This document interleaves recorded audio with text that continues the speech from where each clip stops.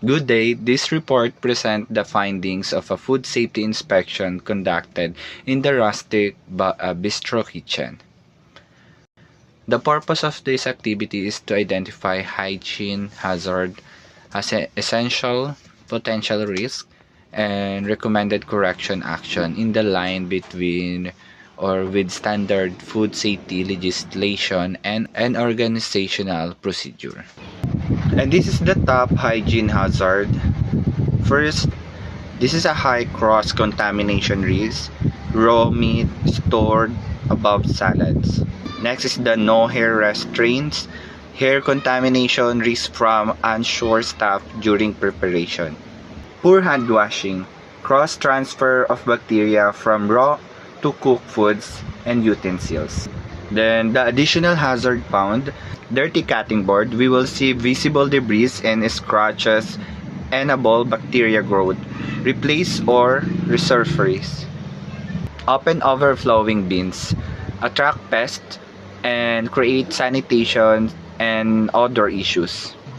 Unsafe cold storage, fridge at 10 Celsius, above 5 Celsius, safe, therefore it support bacteria growth. And this is the methodology.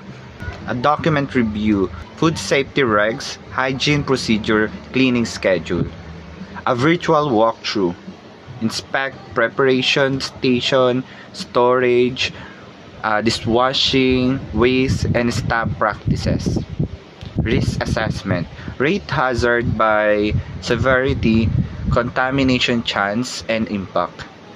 Documentation, photograph, diagrams, and an audit checklist capture evidence. Chemical and flooring risk. This, we have chemical near food, chemical storage beside dry ingredient, risk contamination, separate per COSHH.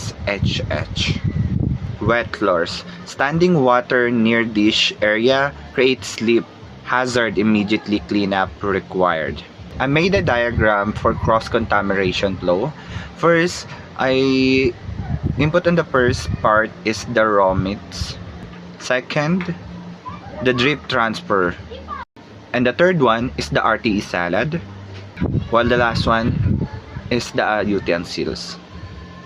So this diagram visualize how raw meat stored above.